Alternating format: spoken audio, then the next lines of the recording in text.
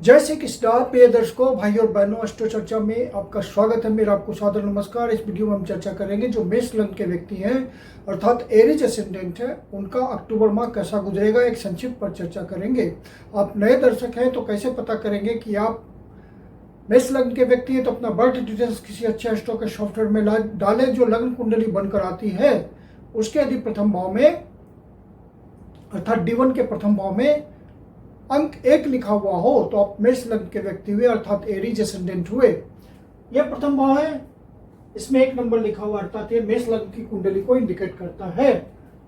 1 अक्टूबर को जो गोचरीय परिस्थितियां हैं वो आपकी कुंडली पे दिखाया हुआ है और अक्टूबर माह में जो महत्वपूर्ण गोचरीय परिवर्तन है उसको डिस्प्ले किया हुआ है।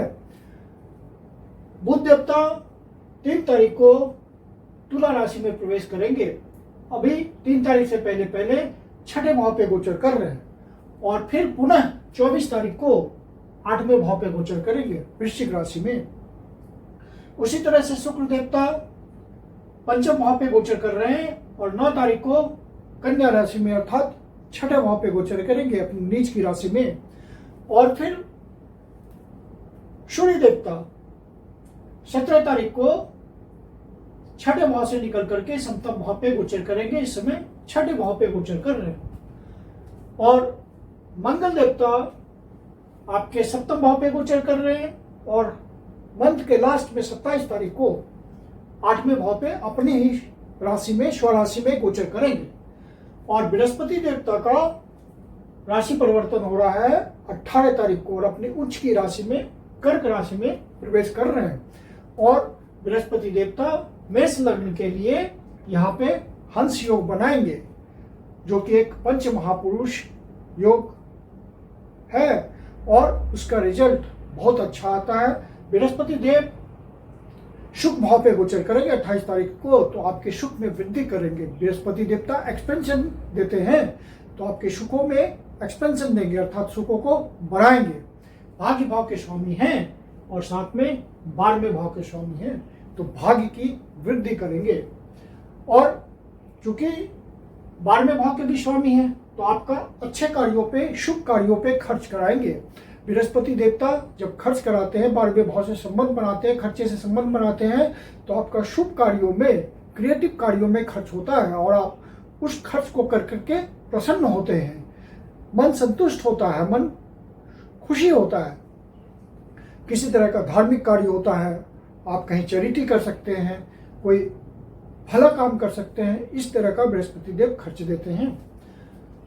अब प्रथम भाव के स्वामी होते हैं मंगल देवता।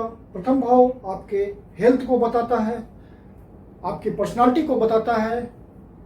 तो मंगल देवता यहां से सप्तम भाव पे गोचर करते हुए लग्न को ही देख रहे हैं, अपने ही भाव को देख रहे हैं।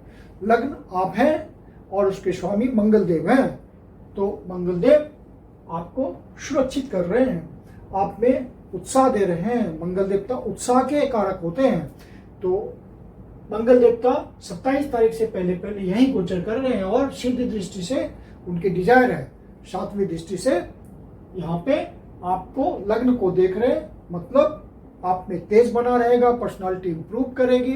बस एग्रेशन से बचना है, किसी तरह का एग्रेशन नहीं लाना है, गुस्से में नहीं आना, आवेश में नहीं आना, तैश में नहीं आना है और उसके अंतर्गत गलत डिसीजन नहीं ले लेना है। बस इतना ही ध्यान रखना है। बाकी पूरे महीने आपका स्वास्थ्य बना रहेगा अच्छा।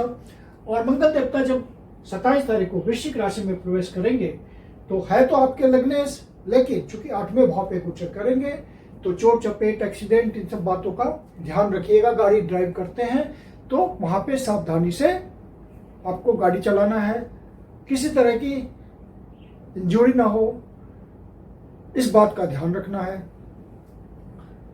और मंगल देवता 8वें भाव पे गोचर करते हुए आपको अच्छा फल ही देंगे।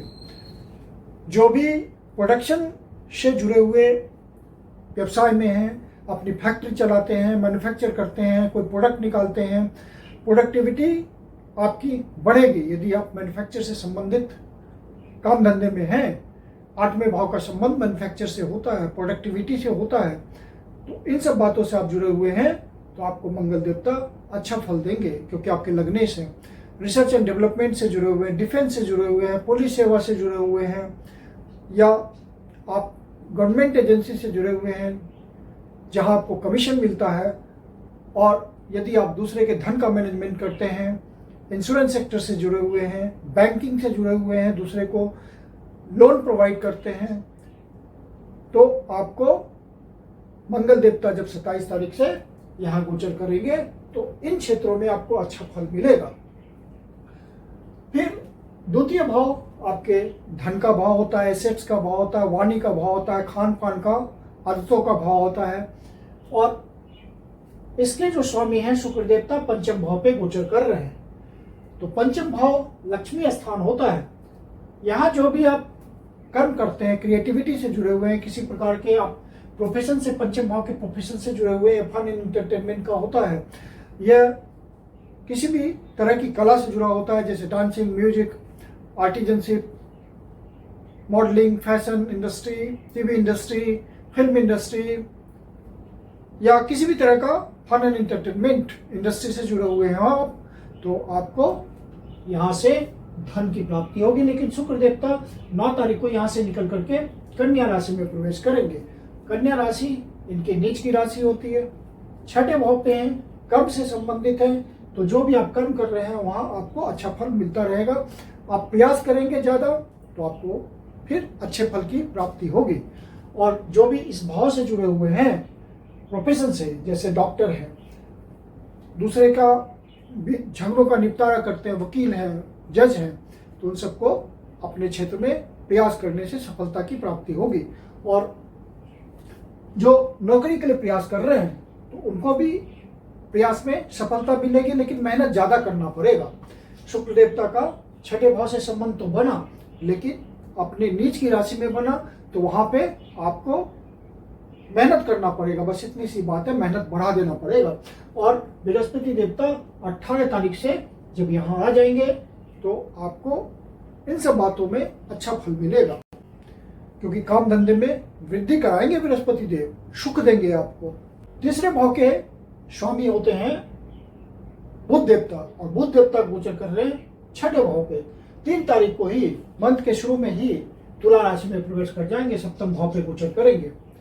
तो ये अच्छी स्थिति है, क्योंकि जो व्यापार से लगे हुए हैं या व्यापार का भाव होता है उनको व्यापारिक चतुराई बढ़ेगी। बुध देवता वहाँ गोचर करेंगे 3 तारीख से, और डिसीजंस समय और अवसर के अनुसार लेंगे। यदि आप पार्टनरशिप में कोई व्यवसाय करते हैं तो कोई नया इनिशिएशन कर सकते हैं, कोई नया प्रोजेक्ट खोल सकते हैं पार्टनर के साथ मिल करके, या यदि आप पब्लिक इंटरेक्शन में काम करते हैं, मतलब आपका काम धंधा पब्लिक स्फीयर में होता है, जनता के बीच रह के काम करते हैं आप, तो वहाँ पे आपको ज़्यादा अवसरों की प्राप्ति होगी व्यापारिक चतुराई से।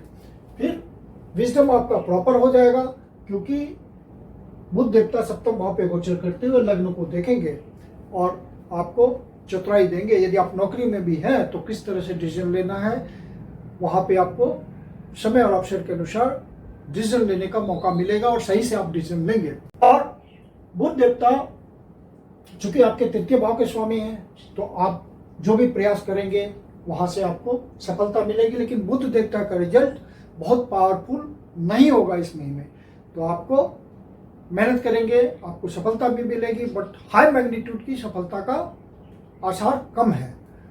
और बृहस्पति देवता आपको मदद जरूर कर रहे हैं, क्योंकि शुभ भाव पे गोचर कर रहे हैं, और 18 तारीख से आपको भरपूर मदद करेंगे।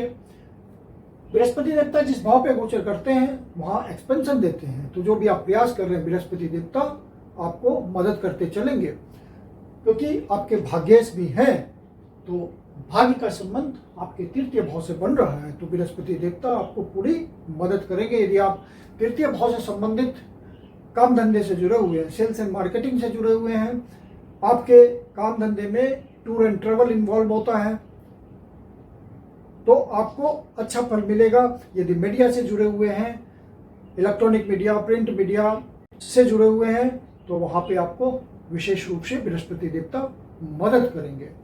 और साथ में जो बाहर से जुड़ करके काम करते हैं, जैसे एमएनसी में काम करते हैं, या बाहर जाना चाहते हैं, वीसा लगवाना चाह रहे हैं, या परमानेंट रेजिडेंस के लिए ट्राई कर रहे हैं, उन सबको भी बृहस्पति देवता मदद करेंगे। एक्सपोर्ट इंपोर्ट के धंधे में हैं तो वहाँ भी आपको प्रयास करने से सफलता मिलेगी। और फिर तो बृहस्पति देवता आगे चल के 18 तारीख से तो आपको भरपूर मदद करेंगे। बृहस्पति देवता 18 तारीख को हंस नामक पंच महापुरुष योग बनाएंगे यहाँ पे गोचर करते हुए, और भाग्य का आपको पूर्ण साथ मिलेगा।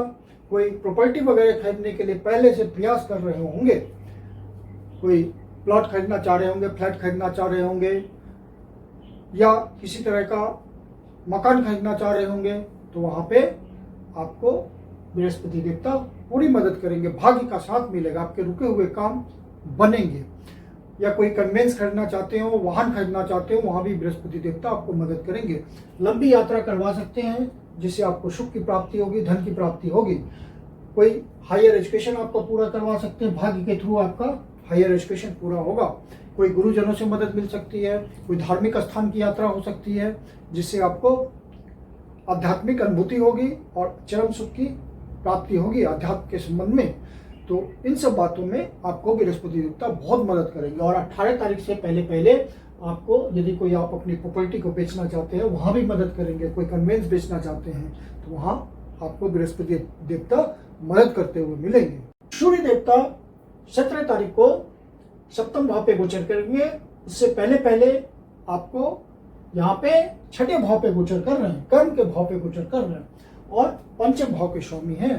तो पंचम भाव से रिलेटेड विषयों से जो भी जुड़े हुए हैं उनको तो फल मिलता रहेगा, लेकिन जो किसी तरह के अफेयर में है, उनका लव अफेयर चल रहा है, तो वहां पे जब सूर्य देवता छठे भाव पे गोचर कर रहे हैं तब तक आपको ध्यान रखना अपने रिलेशंस का, किसी तरह का वाद विवाद ना हो, किसी तरह का मिसअंडरस्टैंडिंग ना हो।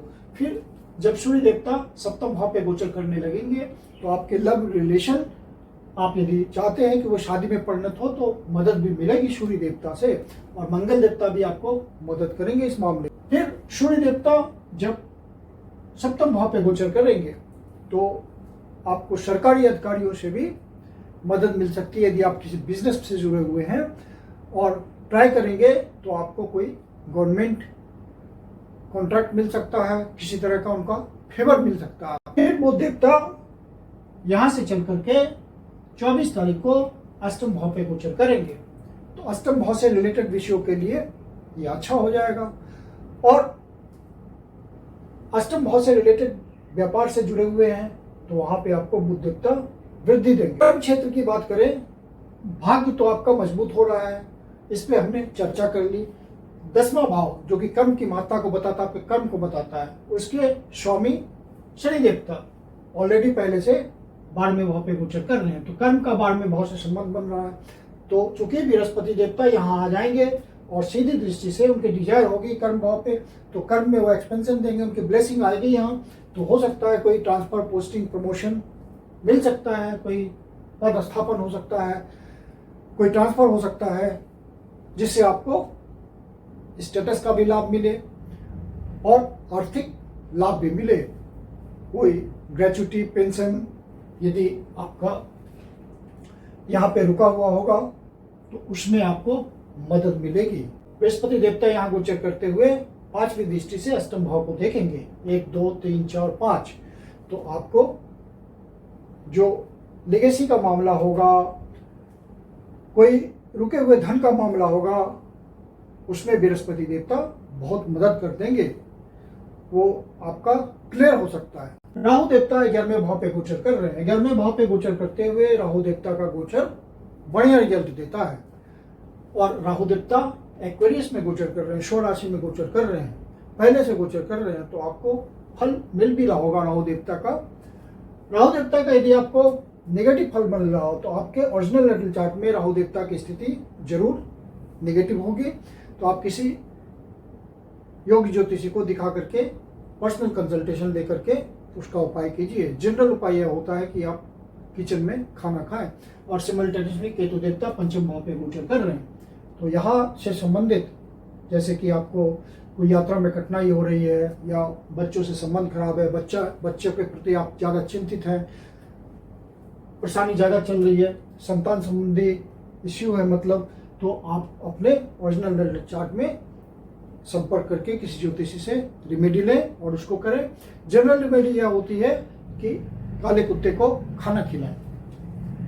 फिर शनि देवता 12वें भाव पे है, तो बाहर से संबंध बनाने के लिए, बाहर जाने के लिए, एक्सपोर्ट इंपोर्ट के धंधे में है या किसी एमएनसी में काम करते हैं, तो वहाँ शनि देवता आपकी मदद कर रहे हैं और यहाँ रहते हुए आपका खर्चा भी करा रहे हैं। कर्म क्षेत्र के स्वामी हैं और साथ में लाभ भाव के स्वामी हैं और खर्चे के भाव में बैठे हुए हैं। तो कर्म क्षेत्र में आपका खर्चा हो सकता है, लेकिन जो भी आप इन्वेस्टमेंट करेंगे उसका आपको लाभ मिलेगा, क्योंकि लाभ भाव के स्वामी हैं। बाहर से जो भी आपका कोई आपकी इच्छा पूर्ति हो सकती है। कोई बिजनेसमैन है, जैसे आप बाहर कोई ब्रांच खोलना चाहते हैं, किसी तरह का प्रोजेक्ट चलाना चाहते हैं, ऑनलाइन आपका कोई व्यवसाय है या किसी तरह का काम धंधा उसको एक्सपेंड करना चाहते हैं, तो वहाँ आपको शनि देवता मदद करेंगे और आपकी इच्छा पूर्ति करेंगे। धन का आगमन ज़्यादा होगा, समाज के प्रभावी लोगों से आपको मदद मिलेगी। और चंद्र देवता शुभ भाव के स्वामी है, तो चंद्र देवता की स्थिति आपकी कुंडली में अच्छी होगी तो आपको अच्छा फल मिलता चलेगा। और चंद्र देवता का फल मासिक फल में इंक्लूड नहीं करते, क्योंकि हर 2.25 दिन में उनका राशि परिवर्तन होता है। अब चंद्र देवता जब छठे भाव, 8वें भाव और 12वें भाव पे गोचर करेंगे तो उन दिनों का ध्यान रखना होता है।